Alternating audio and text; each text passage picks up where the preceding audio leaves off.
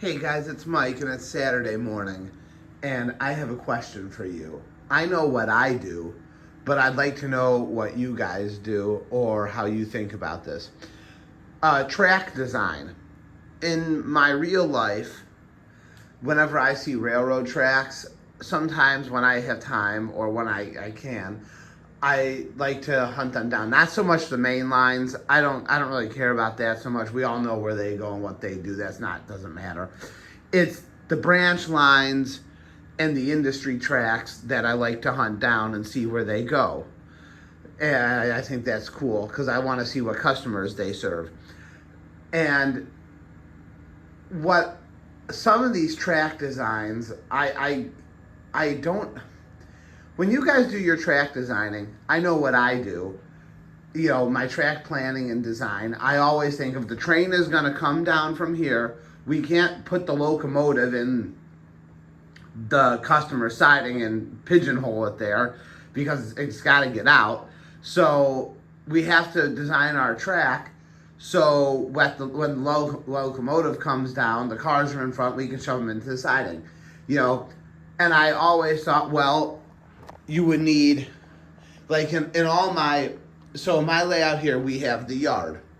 Now, I realize it's a little bit difficult the way this yard is designed for eastbound trains to pick up freight and drop freight off. It can be done, but it's a little more difficult because of the yard, the way the yard's laid out. There's probably a railroad yard like that exists in real life too. I've looked at enough railroad tracks where I've seen some track designs where I'm like, oh, that's pretty goofy, but you know, and seems to, you know, not what I would have done, but okay.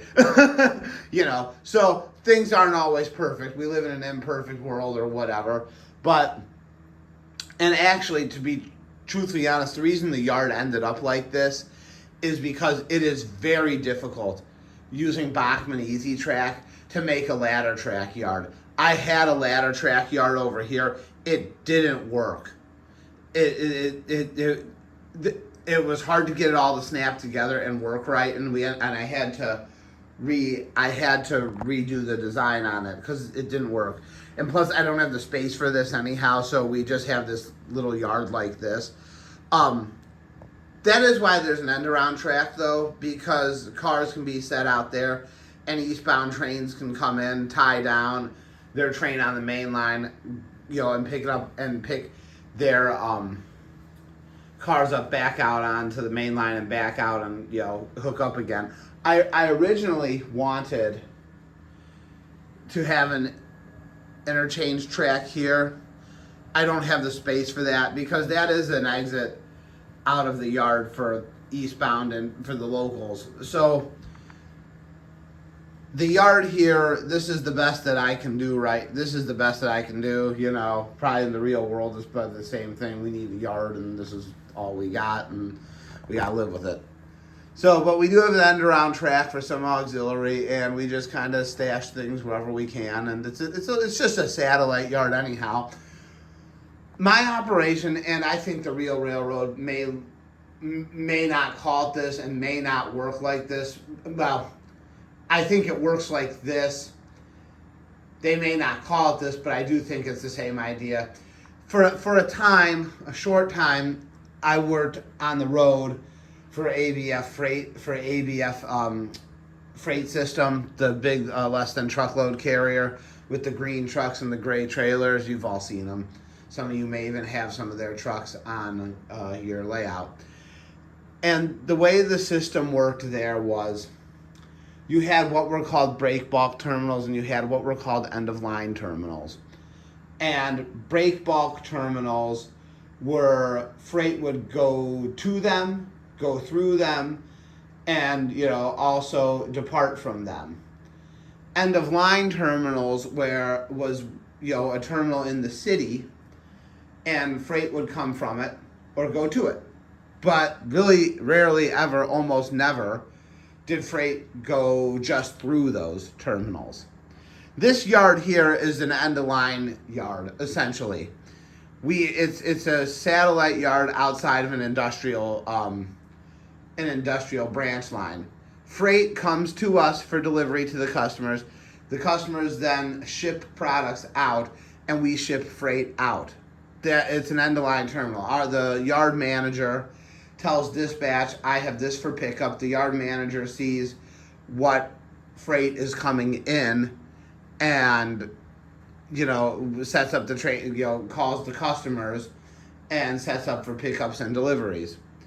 The track design is such that, and when I get this done, when I get my bridge done, the track design is so that the locals can actually build their train, come around the end around track, and depart out through this way, come down around, and come right in on the lead there, down into the industrial spur, the industrial branch line.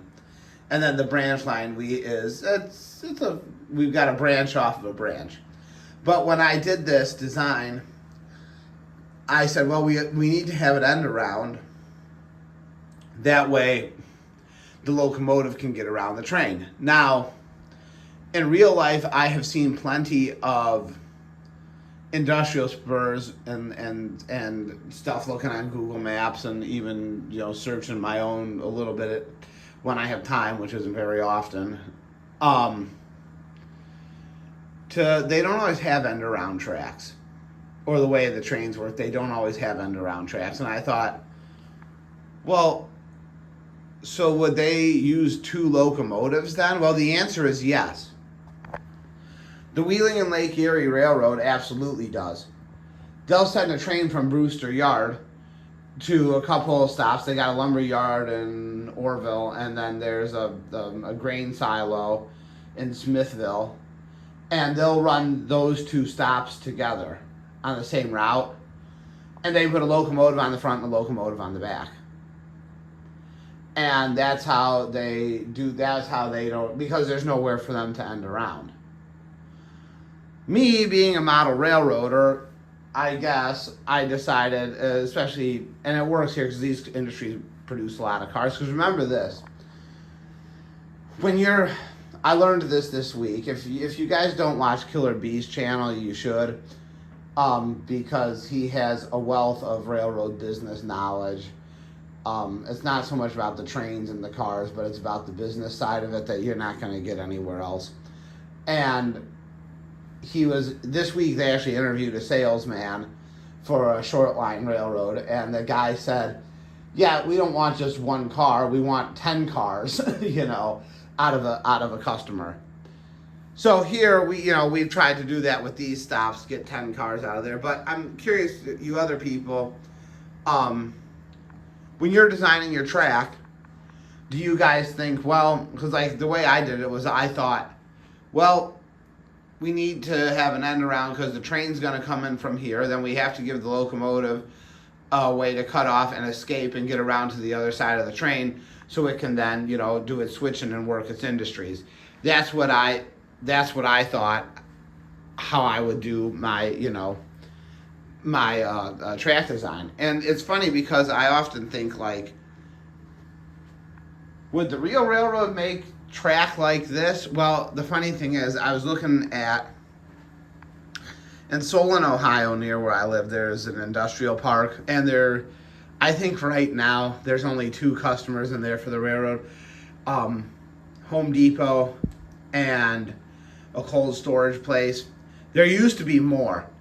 Like, there used to be like 6 or 7 customers in there total. Now there's 2.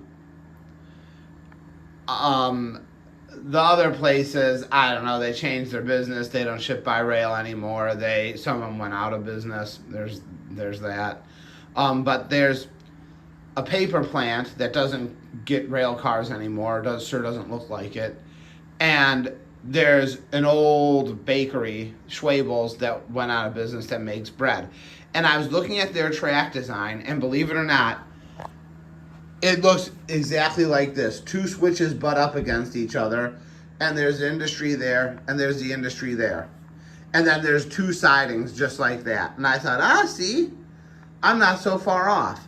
So I just wondered, railroaders, model railroaders, when you guys do your track design and planning, if you know, how you guys do it, you sit around and think, okay, this is how the track's going to come down, this is how the train's going to come down, and this is, you know, how it all works, how it's all supposed to work. And if we run it like that, then that's how that job will run.